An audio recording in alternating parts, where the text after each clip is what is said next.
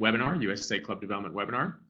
Today's topic is human resources and strategies to value, respect, and support your staff. For those of you who've been on our webinars before, these are just informative sessions to hopefully help you with management and club development. We run 10 of these throughout the year, monthly, and it's September, so it must be Human Resources Month. We don't run them in January and March, as those are obviously busy times for everybody in this industry. And we have a variety of topics throughout the year, and this is September, so off we go with human resources. For those of you also who are new to this or have been here before, these webinars are also recorded, and the PowerPoint presentation and the audio is stored on our website, so you can access this after the fact and use it for anything that you need it for.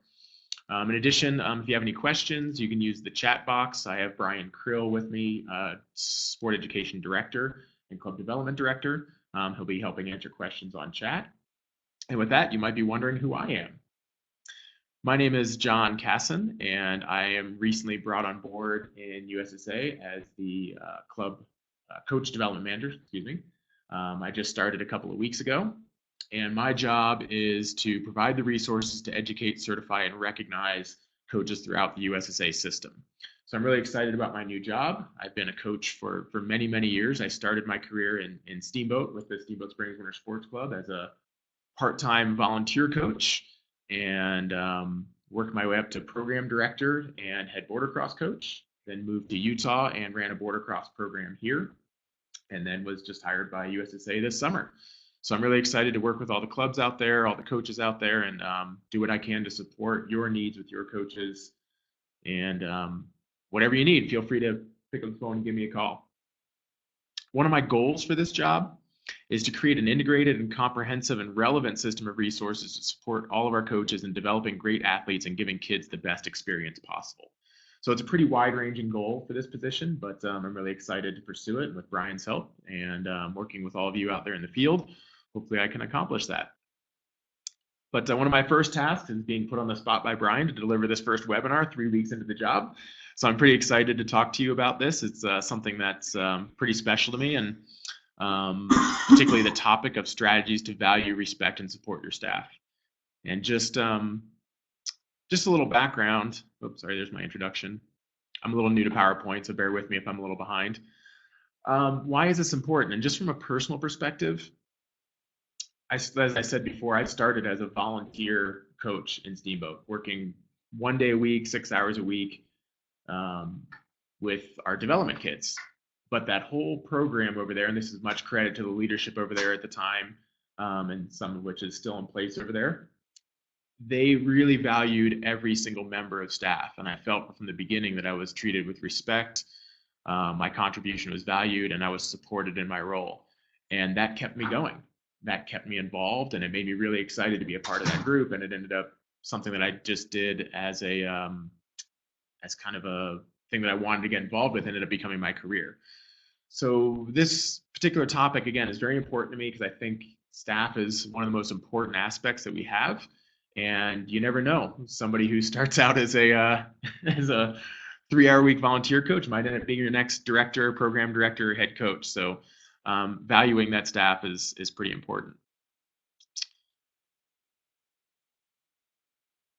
As one of my previous bosses used to say in front of our boss, for I don't know if that's the appropriate word, but leaders of in the Steamboat Springs Winter Sports Club would stand up at the front of our room during our all-staff session and just make note that everything we had was just stuff. We had computers, we had gates, some of which in working order, some of which not in working order. Our single greatest asset was our staff. Excuse me. And everybody in the room was the most important reason why we were all there. So your staff is your greatest asset. And if you have a great staff, one of the things we're trying to do through creating a great culture is to attract great people. We want to attract great people to our staff. We want to engage those folks. An engaged staff supports the mission, vision, and direction of the club or your team, and helps create a culture of collaboration and innovation. Once we've attracted and engaged staff, we want to invest in that staff's future. And obviously, investing is, has a lot of connotations to it. And obviously, monetary paid staff is a consideration, but not really the primary topic of this discussion. We'll address it a little bit later, but for the most part, we're talking about investing other resources: time, energy, support, value, respect. So as far as resources to go, taking the time to value and respect and support your staff is the single best resource at your disposal. And that's what I mean by investment. And by investing in them, hopefully they will invest in return in you. And lastly, we want to retain our staff. So by attracting, engaging, investing, hopefully we can retrain great staff throughout many years, creating staff consistency. Excuse me.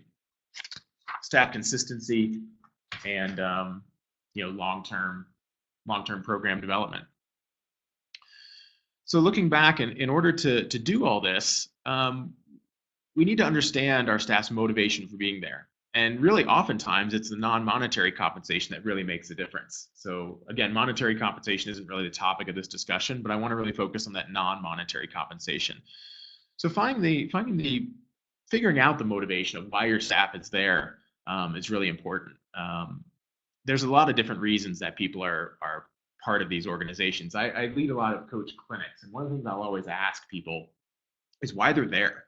If people are passionate about skiing and snowboarding, there's lots of jobs they can do that allow them plenty of time to go skiing and snowboarding. Yet they've chosen instructing or coaching as their means of being on the hill and expressing their passion for the sport. So it means they want to be there for a bunch of different reasons. Maybe it's being part of something bigger. Buying into the vision of that particular club. Maybe that club is so integrated into the community that they want to be a part of it. Maybe it's just simply that it's personally gratifying. People enjoy working with kids.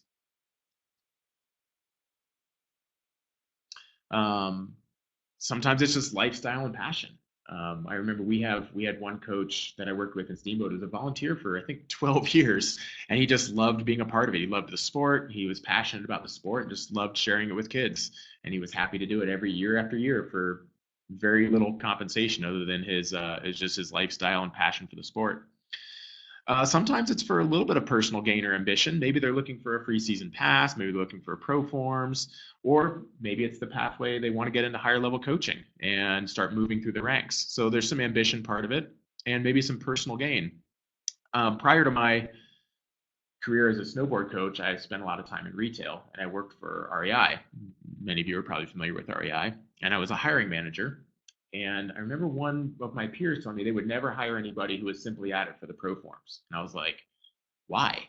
Somebody who's there who just wants to buy the gear is going to be one of your most valuable assets.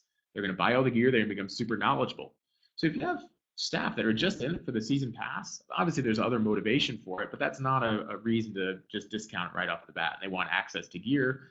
They're going to be just as invested in anybody who's getting any other type of compensation as well. So keep in mind that even if it's just if there's some personal gain that they're looking for in there, that's perfectly acceptable and perfect good reason to be a part of the team.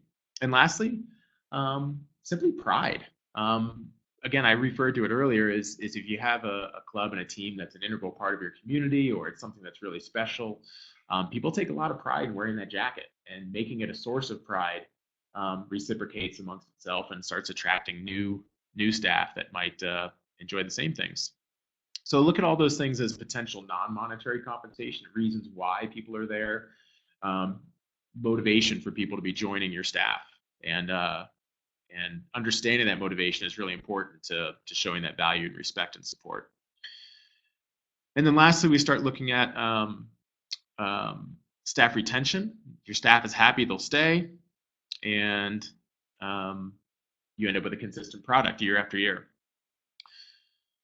So moving into kind of some of these very specific things that I like to outline: value, respect, and support. I think those are the three kind of cornerstones of maintaining a great staff. And we look at the definition of value. It's the regard of something is held to deserve the importance, worth, or usefulness of something. So obviously our something is our staff and our people. So we want to hold them in high regard and recognize their importance and worth and usefulness. Some of the strategies that I like to think about when we're talking about valuing your staff is, as I referred to before, is knowing each staff member's motivation for being a part of the team. What are they there for? And if you can understand that and understand their motivation, just like working with athletes, if you understand their motivation, you know how to show that you value them and that they're there for their specific reasons. Treat each staff member as an individual and as a professional, no matter how small the role. So even and again, I referred to this in my introduction, I felt very valued as a 5-hour-a-week volunteer development coach in Steamboat, and that inspired me to pursue this as my professional career. So you never know who in your staff is going to make a huge contribution, and appreciating each member as an individual and as a professional, regardless of what their job is, what their task is, how they fit into the big program, really will help everybody feel valued. And in fact, in a lot of cases, your volunteer and part-time staff is the backbone of your organization. So treating all of them as individuals and as a professional will really show that you value them. Explain and demonstrate everyone's role in the big picture and the vision of the organization. I think this is really, really critical. Great business cultures and sports teams are built on leadership's ability to set and communicate a clear vision of what the organization is all about, and then getting everybody to buy into that. So again, I don't hate to, but I keep referring back to my time in Steamboat because that's where the bulk of my experience is. But everybody there, I feel like really felt like they were involved in the whole program and bought into it. And I think that was another reason why so many people stuck around for so long. So if you don't have a vision for your organization, obviously that's something that would be important to formulate and develop. But everybody within the organization, the end goal would be to get everybody to buy into that big picture and know their role in it. Follow up your words with actions. If you say you're going to do something, follow up and do it, particularly in one-on-one interactions with staff. Listen to your staff concerns and involve your staff in decision making. Again, no matter the role, sometimes getting a cross section of staff members involved in strategic decisions or even day-to-day operations can be really critical. You might get some insight from some coaches or staff members that maybe, quite frankly, comes from an unexpected source. Maybe they have some knowledge in some other areas. So involving all your staff, listening to their concerns, involving them in their decision making can be really valuable. And knowing that they're listened to obviously creates some value.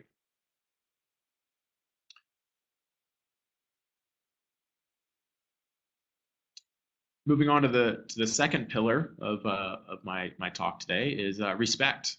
And obviously, respect gets respect is a kind of one of the tenets that we live by. And if you as organizational leaders are going to earn the respect of your staff, obviously you need to give it in return. So respect is defined as a feeling of deep admiration for someone or something elicited by their abilities, qualities, or achievements. So earning and giving respect, it's a mutual two-way street.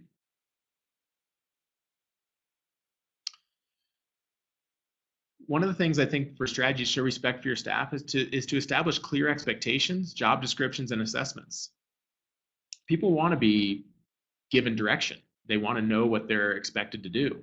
And without clear expectations, it's really hard to feel like your position is being respected. So establishing a clear job description, clear expectations, then following that up through some sort of evaluation or assessment program that is based on those expectations and descriptions shows quite a bit of respect for your staff. On that same topic, I think oftentimes it's really easy to fall into a trap. I know as a program director I did at times, was don't be afraid to set high expectations for each role, even the part-time or volunteer roles.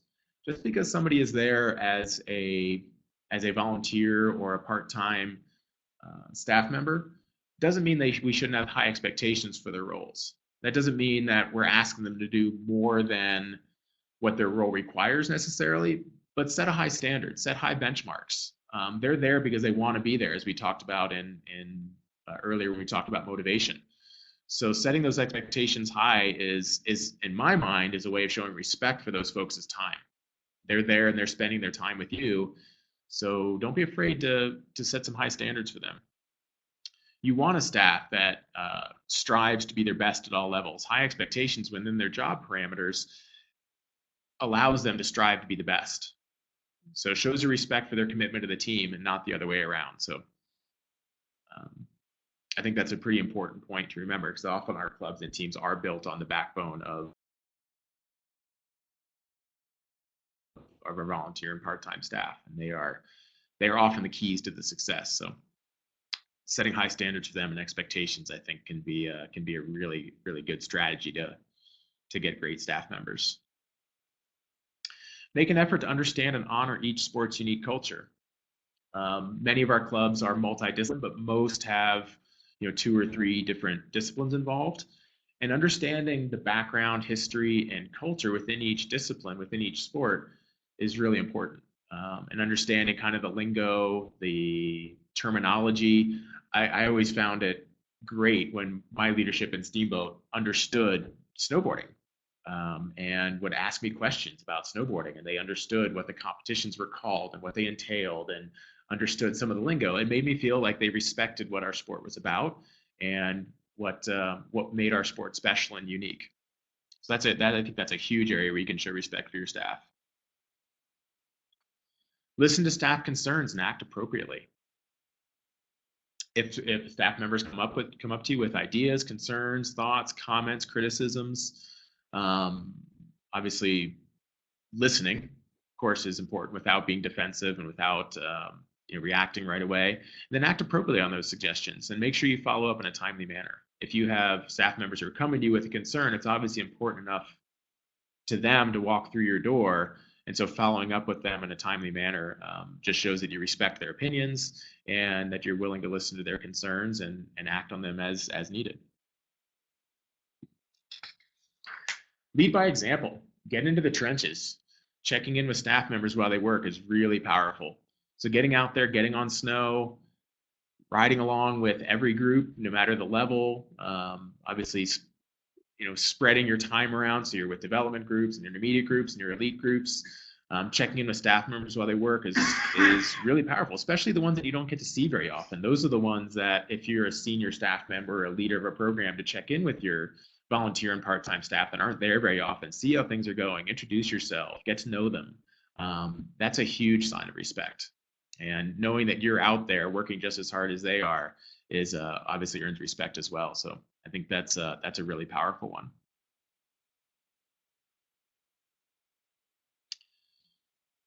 Supporting your staff, showing that you're there to bear all or part of the weight, to hold up. That's a big part of what leadership is, and attracting and retaining a great staff is showing that you support them in their endeavors.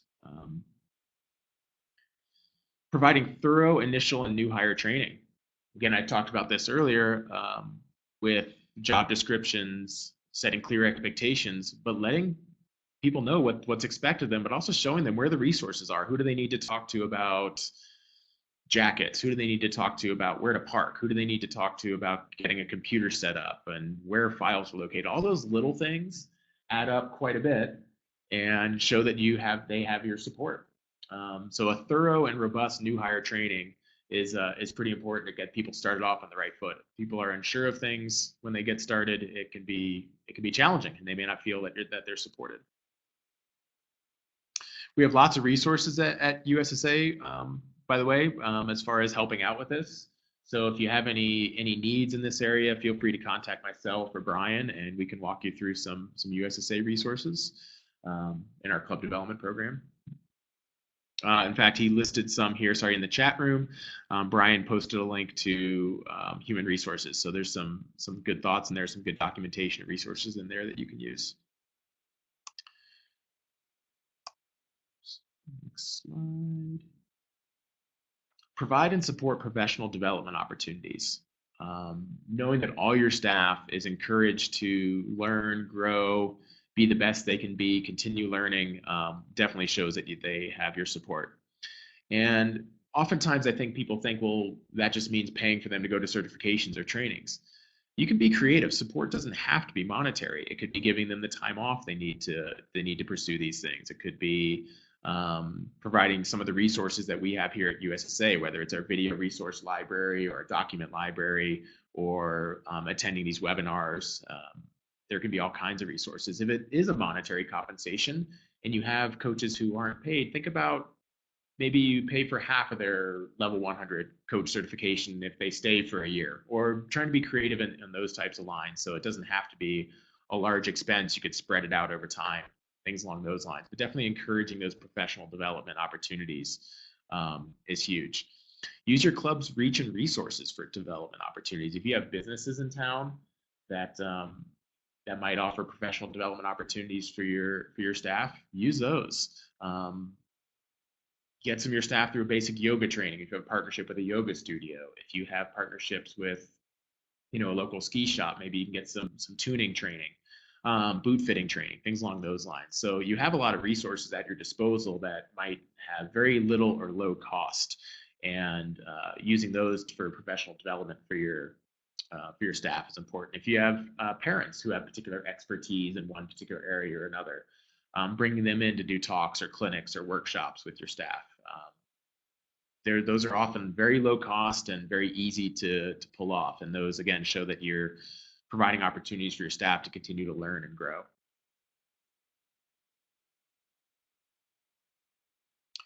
Recognize achievements and accomplishments at all levels. And it doesn't have to be results or event-based. Recognize the soft achievements of some of your coaches. The way one of your volunteer coaches handled an injury with a kid and followed up with the parents, recognizing them in a staff newsletter or on your social media. Looking at those types of not necessarily event and result-based achievements that your staff has. Even look outside of the scope of your club. If you have a coach who's a great mountain bike racer, and in the summer they win a race, posting that on social media, Facebook, people like to see their name in print and like to be recognized for those achievements, especially like if they're not even told, just their name appears on a Facebook post or on a club newsletter, something along those lines. We also strive to recognize coaches out of this department as well, and recognize certifications and recognize participation in our club symposiums or spring congress along those lines. So look at those as sources to recognize your coaches and your staff. Check in often and make the time. As I said before in the introduction, time is one of the most useful resources you have at your disposal to invest in your staff. Make the time to talk to them, to listen to them, to be out there in the field with them. I look back fondly in Steamboat. I walk in and have a simple question for our executive director, Rick, who's no longer with Steamboat, but became quite a mentor for me. And I knock on his door with a quick question. Next thing you know, I was in there for 2 hours talking with him about all kinds of topics. And it really made me feel supported and valued as not only just a staff member, but as an individual. So taking that time to really talk to your coaches is time well spent. I guarantee it. And along those same lines, if you state you have an open door policy, keep that door open. When somebody knocks on your door and asks for a minute, take a minute and talk to them. Other things can wait. Your staff is the most important asset you have. And when they want to need something or just want to air some concerns or just need to talk to somebody about an issue, that's where you can come in and keep that door open, make the time to listen to all the concerns, and take the time to get to know them. And lastly, with support, if a conflict arises, have your staff's back first and investigate facts and act later. So if there's a parent who calls you, for example, and it just has something came up and they've got an issue with the coach, the last thing you want to do is kind of start bashing that coach or staff member. Have your staff's back first. Let that parent know, or whoever's bringing the concern to you, that you'll check into it, find out what's going on, and get back to them. So knowing that if your staff knows that you have their back, it's really important. Obviously, there's egregious examples where things just happen and you need to act quickly and decisively. But in most instances, like a parent conflict or an athlete conflict, it's best to sit back, take in all the facts, look at the whole situation in the big picture, and then act appropriately. So, but if your staff knows that you've got their back, it's pretty powerful. And I know I can think of several instances in my own career where I knew that my leadership had my back, and we would work through it together and figure out an appropriate resolution.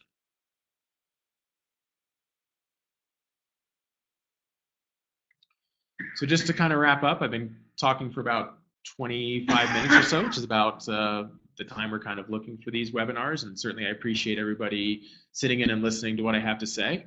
But it's these all interact together. Support, respect, and value. Those are the things that create a great staff. Your staff is your product. If you think of your organization as a business, we're not selling widgets. We're not selling hammers. We're selling coaches. We're selling a program, and your coaches and your staff are your product. And in order to deliver a great product every day, every season, you need to invest your time and your energy in them. Value, respect, and support of your staff creates that long-term engagement, creates that investment and their investment in your program, and retention, creating long-term consistency throughout your program. You want to deliver a great product every season to every kid in your program, and these are some strategies to do so. If you invest your time and energy into your staff, all your staff, it will get returned to you, and it will get returned to you in a very powerful way.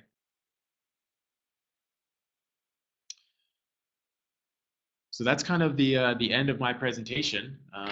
Hopefully there was some interesting stuff in there. Again, that's kind of my personal perspectives based on my career in this industry and some of the things that I feel really strongly about. And I hope you found some stuff in there that was informative and helpful. If there's any questions or comments, please use the chat box below, and Brian and I can answer any questions you may have. And secondly, I'd like to thank everybody for your time again and your patience. This is my first of these webinars, hopefully of many, and I really enjoyed being able to share some of my thoughts with you.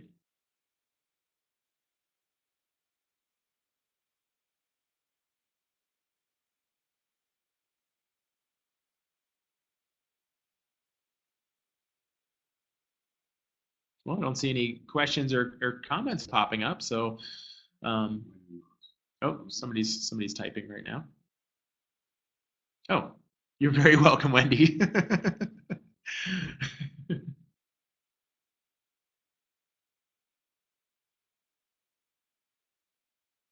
Oh, Tori, you're very welcome.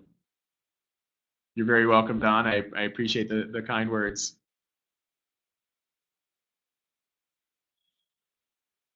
So thank you all very much, and I'm looking forward to our next webinar next month, which is on, what's our next topic? Child protection. Athlete and child safety, club culture revisited. So that will be in October. So keep an eye on your inboxes for information about our next webinar. And again, thanks for your time. I really appreciate it. I know you all are busy gearing up for the season. So best of luck this fall on your preparations, and I hope to see many of you out on snow this winter.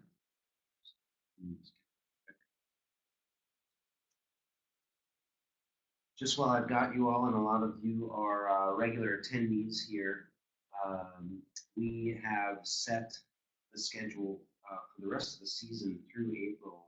We've set the dates for these webinars. I know that we've gotten a lot of feedback of really trying to hone in on the right time to do these. I know that the morning with lots of other folks having other obligations and other jobs, that's not ideal. That's why we make sure we record them all so that you can come back and view them when you have that opportunity. Looking to move them into the afternoon or evening created similar challenges where a lot of people are on the hill at that time or on the snow at that time. So we're going to stick with the 11 o'clock Mountain Time. But a schedule will be coming out in the next couple weeks that alternates between Tuesdays and Thursdays, and it is consistently in the third week of the month. And we will move forward into this season with a much more set schedule so that you can plan ahead and maybe get other members of your staff and club community into these webinars. So thanks again. Thanks to John for a great presentation, and we look forward to a great start of the season. Take care, everybody.